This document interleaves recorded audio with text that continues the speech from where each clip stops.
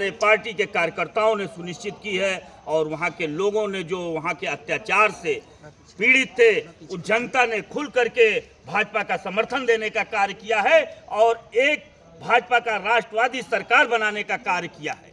अभी अगले साल विधानसभा के चुनाव उत्तर प्रदेश में होने जा रहे हैं, क्या प्रभाव पड़ेगा इसका?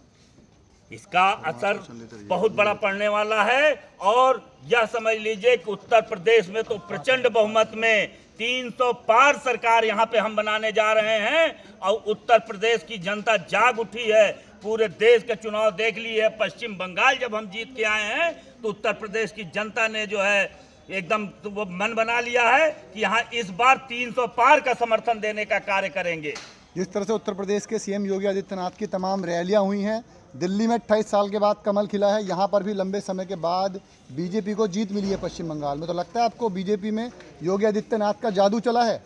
देखिए, बिल्कुल योगी बाबा की, मोदी जी की, हमारे माननीय राजनाथ सिंह जी की, अमित शाह जी की, सबका जादू ही चल रहा है और जादू के साथ साथ अपने कार्यों के बल पे भारतीय जनता पार्टी सरकार बनाने का कार्य कर रही है।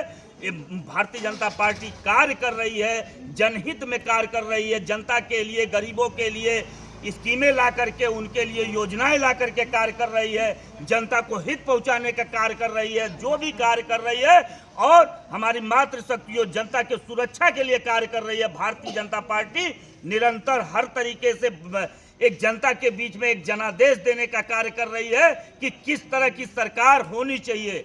एक सुशासन देने का कार्य भारतीय जनता पार्टी की सरकार कर रही है और निश्चित रूप से एक योगी जी के नेतृत्व में उत्तर प्रदेश में बहुत ही शीर्ष प्रचंड बहुमत से हम सरकार बनाने जा रहे हैं। यहाँ पे 300 पार होकर के हम सरकार बनाने जा रहे हैं। जिस तरह से ममता बनर्जी की बड़ी हार हुई है पश्चिम बंगाल में, 15 सालों के बाद उनका राज खत्म हो गया पश्चिम बंगाल से, आपको लगता है कि जिस तरह से ममता बनर्जी तमाम आरोप लगा रही हैं, चाहे इलेक्शन प्रोक्टर के ऊपर हो, चाहे तमाम फोर्स जो लगी हुई थी कि बीजेपी ने गलत तरीके से चुनाव जीता, उस पर क्या बोलेंगे? देखिए, ये तो विपक्ष का हमेशा कहना है, जब जीत जाते हैं तो कोई कहीं ईवीएम नहीं खराब होता है, कोई गड़बड़ी नहीं होती है।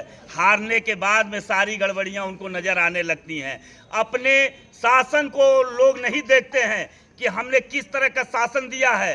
बंगाल में किस तरह से गुंडागर्दी चल रही थी, किस तरह वहां के लोग मारे जा रहे थे, कितने वहां की जनता भयभीत थी, जनता, महिलाएं वहां पे अपने आप को सुरक्षित नहीं समझ रही थी। इन सब चीजों को सरकारें देखने का कार्य नहीं कर रही हैं। इनको केवल बस जो है कुछ नहीं मिला तो ईवीएम में गड़बड़ी हो गई, कुछ नहीं मिला तो चुनाव में गड़बड़ी हो गया, चुनाव आयोग ने गड़बड़ कर दिया और जीत गए तो बहुत सब अच्छा है। तो विपक्ष के पास और रोना के लिए कुछ नहीं है, ये रोना उनका निरंतर चलता रहेगा। इससे भारतीय जनता पार्टी पे कोई असर पड़ने वाला नहीं। पीएम मोदी भी